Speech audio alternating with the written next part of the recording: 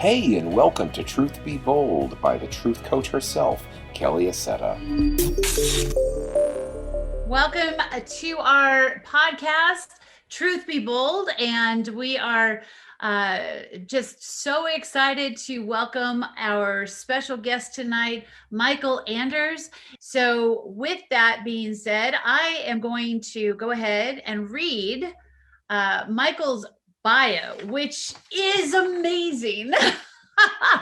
And Mycal is a husband and father of two. He is on a mission to help people show up in the world as the best version of themselves.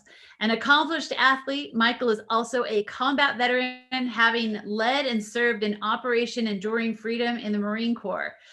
He has been an entrepreneur for over 10 years, has built the #1 rated CrossFit gym in America, as rated by Men's Journal, an Amazon bestselling author, podcast host with over 1 million downloads. Mycal's mantra is progress always. Success begins with a look inside. His success is driven by his innate curiosity, and he'll tell you himself that he's only gotten this far because of what he did not know. Mycal has committed his life to mastering the art of using physical development as the conduit for self-exploration in the emotional, mental, and spiritual planes. It is the mechanism that perpetuates the clarity to step out into the world as the best version of yourself. Marine Corps veteran, bachelor's in health and human performance, master's in exercise and wellness, currently in an executive master's in global management for entrepreneurial leadership. Welcome, Mycal Anders, and one of my dearest friends who I miss so much. So glad to have you. Oh, thank you so much. I'm excited to be here. Like I told you before we got on, this is very much a full circle moment for me. So I really appreciate you honoring me with the opportunity to speak to your audience. Oh, it's my pleasure. And you know, I was reading your book recently. This is Mycal's book, and it is absolutely spectacular. It is Inner Circle: Focus and Fulfillment Habits for the Enlightened. And I'm telling you, this is a must read, you guys. But as I was reading your book, it was just awesome because when I met you, you were just kind of like making your way, trying to figure out what you wanted to do with your life. I think I met you when you were 21, 22. 22. Yeah, 22. Crazy. And you were thinking about at that time of going into personal training. And I mean, back then, there was really no such thing as like a field. I mean, we now understand personal training is a massive field of expertise, but you were one of the first people I know that really went into that field. And what inspired you to go that direction? Well, a handful of different things. I've been an athlete my whole life, so that was, my initial journey into the gym had everything to do with trying to get a scholarship for football. And I took an apprenticeship at my local Gold's Gym back east in Waldorf, Maryland, when I was 16, so I didn't have to pay for a gym membership. And then my journey, my cause, my mission was further propelled. My father didn't take very good care of himself. Smoked like a chimney, McDonald's 3 times a day, type 2 diabetic, et cetera, et cetera, et cetera. And I remember having a conversation with him before he passed. And, I have all this newfound knowledge. I understand the science behind physical development, and, like, who better to start with than the people within arm's reach that you care the most about? And I'm like, Dad, if we get on this program, we can change your life. And I remember him looking back at me and saying, well, I've made it this far. I don't really need to change anything. And I made it my life's mission right then and there to do my best to make sure that narrative, that self-talk, we killed that. And so I've taken that and made it, the predominance of my professional education. When I was active duty in the Marine Corps, I was the training and standardization officer for a handful of units that I was attached to, and also helped write the upper body development protocol for female recruits, which I think is really interesting that we're having a conversation geared towards women this evening. There was this narrative in the Marine Corps that women can't do pull-ups and they shouldn't do pull-ups.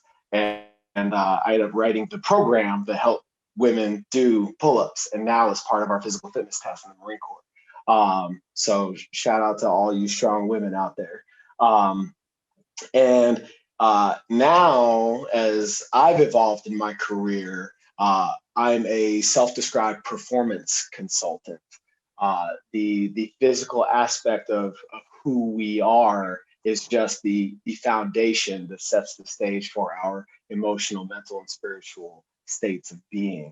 And once we get that lifestyle taken care of, the routine of taking care of our physical self, now we have the bandwidth to really dive into who we are and how we show up. And that's where the change really occurs. Yeah.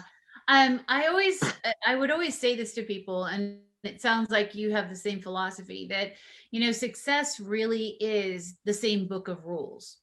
If you want to be successful in your physical life, you want to be successful in your financial life, you want to be successful in your spiritual life, it's really the same book of rules, right? Like setting a goal, breaking down that goal, and making sure you stick with that goal. Yep. And I love what you said. It's performance. It doesn't matter what area of our life, how we perform. I love that quote, how we do anything is how we do everything. Oh yeah. And and that's so true. And if we can figure out the key to up here that keeps us moving forward and not giving up, not getting frustrated, we can unlock our life, right? I mean, oh yeah. Do you see that with your clients? Oh, 100%. They're part of the goal setting process that we move through eventually, if not right off the bat, is making sure that the reason that they continue to show up and train with me and with us at Next Level is based on goals that they own. So a lot of the reason that people show up in the first place is because they've led themselves to believe that if they change this one aspect of themselves, that somebody will think better of them, or all of a sudden it will create a better opportunity for them. And what the truth of it is, there's this switch that goes on, whether it's conscious or subconscious. When you build that physical routine, you start to look at yourself different. You start to think about yourself differently. And then all of a sudden, these opportunities and the way people respond to you and how you show up in the world isn't necessarily a direct result of your physical manifestation, but more so the command presence that you walk into a room with, the confidence, you stand a little bit taller, you smile more, you talk differently, your tone and rate of speech is different when you're in a place of positivity and confidence, as opposed to the small nonverbals, the shying away, the aversion of eye contact. All of that stuff changes when you feel better about yourself. And that's why, as I look at that hierarchy, it starts with the physical, because if we can change how you feel, we will inevitably change how you show up. Absolutely. And isn't it amazing? One of my biggest chapters in my book is comparison. And isn't it amazing? You mean the killer of joy? Yes, exactly. It's amazing where, I have friends of mine who are what society would consider big girls, large women. Yeah. but they walk with such a confidence. And I mean, people want to be them. And so much of the time, women especially, I can't speak for men, but we just buy into society's version of what we're supposed to look like. And I know I did that for many years. And when we just shift that focus into being strong, being healthy, and being happy, and like you said, the confidence that just arises, it doesn't matter what size you are, people are going to notice, they're going to look, right? I mean, do you have clients that just, they're not stick thin, they're not necessarily in the greatest shape, but they just have a presence, and it's so awesome to see when you own where you are in life, when you own who you are in life. That's sexy, right? Oh yeah. I mean, you have to have an appreciation at some point for where you are, right? Comparison is said to be the killer of joy. When you're focused on externally, a lot of the time these are aspects of life, of your universe, of your environment that you're in no control over. And when we're talking about, how you feel about yourself because of the comparison you've drawn to somebody else, there is no quicker way to kill a routine in the making than that dynamic. Perfect example in my journey in entrepreneurship. I've been brick and mortar for 8 years now. Next level's we just celebrated 10 years, right? And thank you very much. And there's a local fitness franchise here in Arizona called Mountainside Fitness. And I just saw on his feed the owner celebrating 30 years, right? These are beautiful facilities with all the amenities, the spa, the towel service, the newest and greatest equipment, etc. And for me at 10 years, right, to not acknowledge the progress that has taken place over the last decade, because I'm comparing to myself to where Tom Hatton and Mountainside Fitness is at 30 years, it would completely destroy how I feel about, and then that that would carry over into how we progress as a company, because I'm trying to bridge a 20-year gap that's impossible to bridge, right? And I watch people in fitness do it all the time. They're watching very experienced, savvy athletes do very sexy things, specifically in the CrossFit space. And they're like, but I can't even do a pull-up. I'm like, okay, well, if that's really and truly where you want to go, and that's a goal that you want to own, then let's start with that pull-up. Because you can't do that if you can't do the pull-up. So let's do that first, right? Let's not put the cart before the horse, if you will. Right. That's where a lot of people mess it up. And then when you really peel back all the layers of, these people that exemplify where you want to be in your fitness journey, these folks tend to be in love with the boring and monotonous aspects of living a quality, healthy lifestyle. They take care of their sleep. They value what they put in their body. The physical fitness aspect of it, the working out, the training is part of their lifestyle. It's built into their calendar somehow, some way, so that they don't go without, and they create a universe where their priorities are in line, and they serve these synergistic priorities serve each other so that they exist as the highest level of themselves. And I think that's something that people just, naively overlook is, oh, they have it all. They were blessed with great genetics and The list goes on and on and on, all the things that they were just gifted by the universe. When the truth of the matter is, they are committed, and they value certain things that are conducive to that commitment. And that's not to be bypassed. Absolutely. What would you say to somebody who, and I'm sure you've heard this a million times, but they come to you and they say, I've tried everything. I've tried it all. What would you say to somebody? 2 words, probably not. You know, it's a very surface level analysis of their lack of progress. I've tried everything. Well, ultimately, regardless of what method of exercise that you subscribe to, consistency is king, right? If you walk around the block every single day, great things will happen. If you come to next level and you train CrossFit every single day, good things will happen, right? But the critical point there is showing up every day, right? The consistency is the key. It's not the intensity. It's not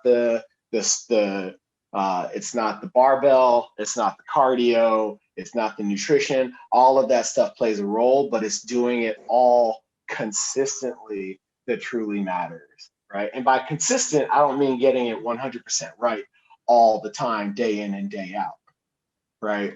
We travel, we're busy, we're raising kids, you know, we're maintaining a household, we're working, we're doing all of these things, but building in that discipline to just move the needle a little bit every day is what truly matters. Perfect example. We're doing a 10,000 double under challenge. We're trying to get our members on board to do the jump rope for 10,000 reps in the month of January, right?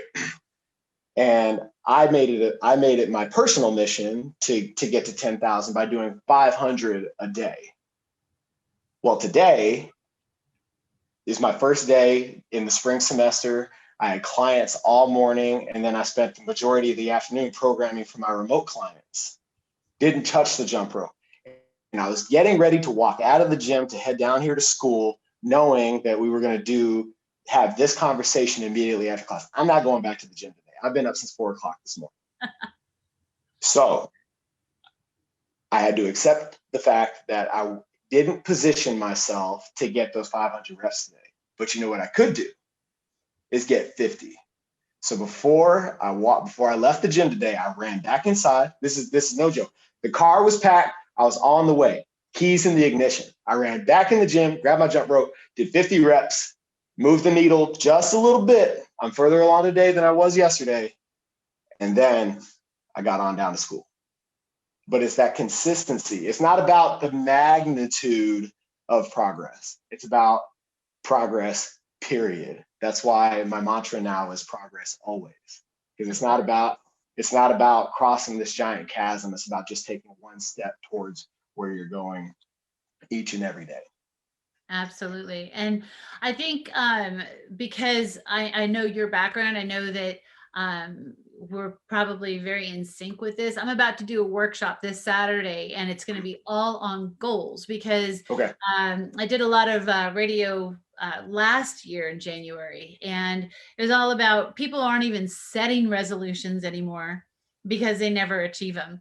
And I was talking about how, resolutions never work because they're too broad. They're too lofty. They're not specific enough. And so goals are really the only way to accomplish what you want to. And so what we're doing this Saturday is we're going to take goals and break them down into smaller chunks. And I gotta think that that's what we need to do if we're struggling physically. You know, isn't it the same thing? Like, don't you need to like have a goal and then figure it out, work it backwards, and say, okay, I'm going to stop eating sugar. And then don't do everything all at one time, but just start making the small steps. What would you say to that? 100%. You know, you can't. You know, how do you eat an elephant? Right? We've all heard that cliche before. You know, one bite at a time. And, you know, where I see a lot of people in the fitness industry mess it up is they try to overload their clients with, these massive changes. Like, I have a client right now who's not super consistent, right? So that's literally all we're working on.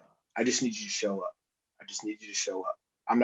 Don't text me about what you're eating today. Don't ask me what the workout is. None of that. I just need you to walk through the door, cross the threshold, right? I love it. From there, the rest will take care of itself.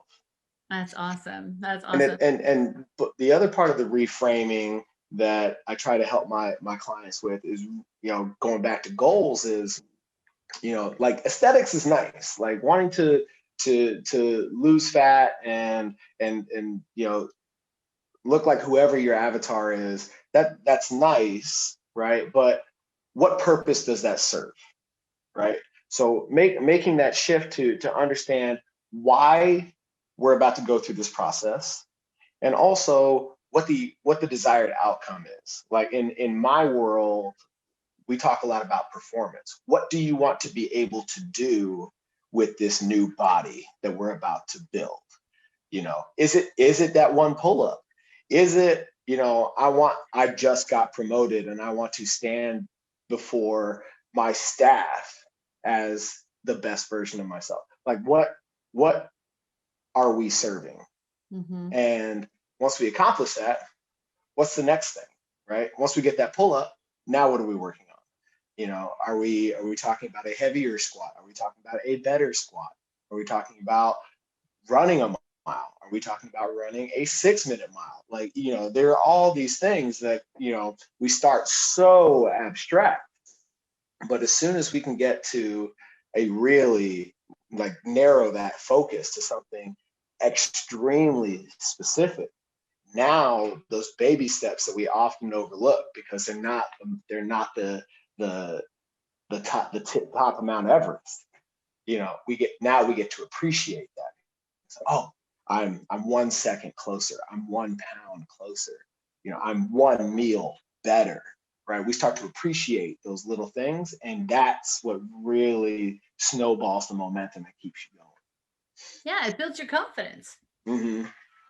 Yep. Awesome. And it's amazing because your book, your whole background is in fitness, but your book isn't about fitness at all.